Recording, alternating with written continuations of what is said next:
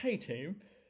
So today we are going to be talking about the COM-B framework, aka how to figure out what's stopping someone from doing a behavior, like this guy's doing. So we're going to be talking about what is COM-B, why is it useful, always handy to know, and then finally, how do we use this thing? But first, I want you to cast your mind back to when you were presumably pretty young. Do you remember the 5+ a day campaign? That was I'm sure you do, but it was the enormous marketing campaign to encourage people, especially kids, to eat 5 or more fruit or vegetables a day. It was enormous. There were ads on TV, there was marketing materials all around, schools had special programs for it. There was also a mascot called Fridge, who was half fridge, half fruit and vegetable. Here is Fridge at a market fair somewhere. Here is Fridge in a supermarket. And here is Fridge camouflaged in a garden. The 5+a day campaign, they even had their own theme song. Let me just show you.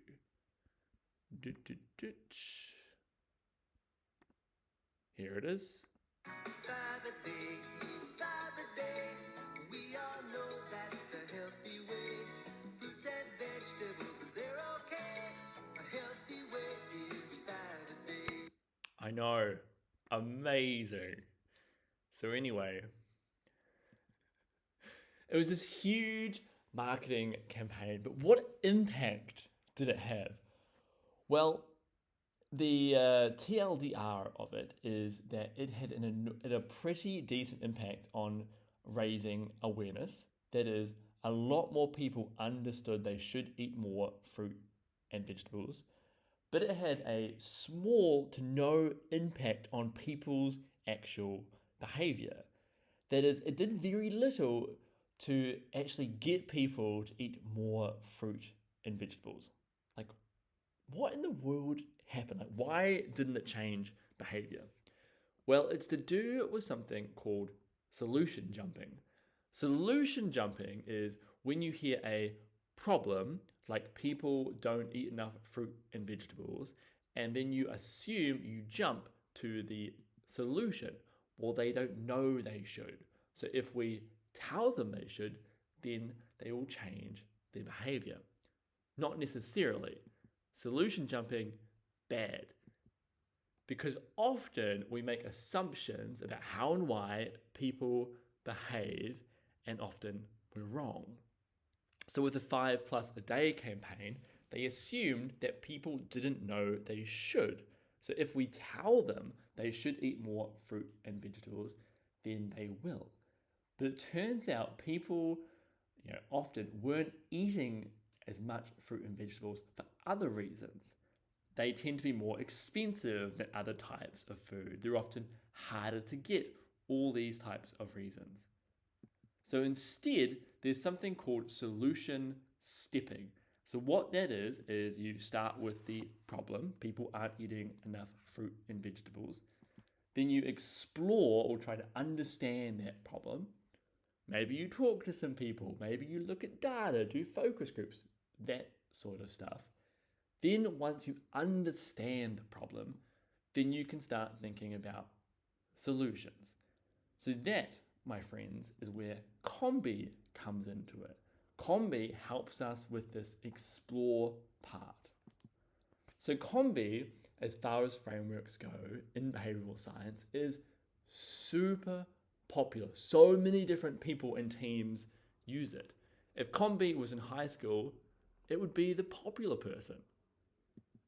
So why use COM-B at all?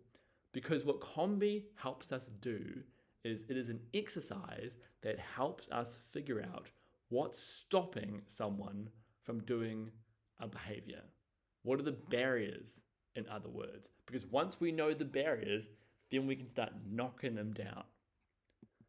So COM-B says that in order for someone to do a behavior, they need to have three things broadly, or three types of things. They need to have the capability, which is a fancy word for ability. For example, they need to know that they should eat fruit and vegetables. They also need to have the opportunity, that is, if there's no fruit and vegetables near them, it's going to be hard to eat them. Then they also have the motivation. They have to want to do the behavior. So for a behavior to happen, it needs all three of those things. Then you have the behavior. So how do we use COM-BE? So let's walk through a quick example. Say we want to encourage people to recycle. We can use COM-BE to help us think through why people aren't recycling. Then once we know what's stopping them, what are the barriers, then we can start to knock them down. Fortunately for us, there is this great website, which is there. It'll also be in the description. Oh look, here's one I prepared earlier. So it's a website from the Behavioral Insights team. And what it does is it helps us walk through step by step how to use COM-BE.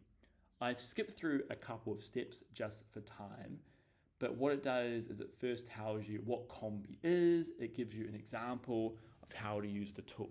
But we've just skipped through a few steps to, I guess, jump straight to it.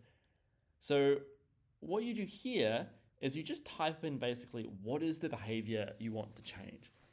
I'm going to skip the other two, but we'll just say get more people to recycle, let's say after lunch. And then what happens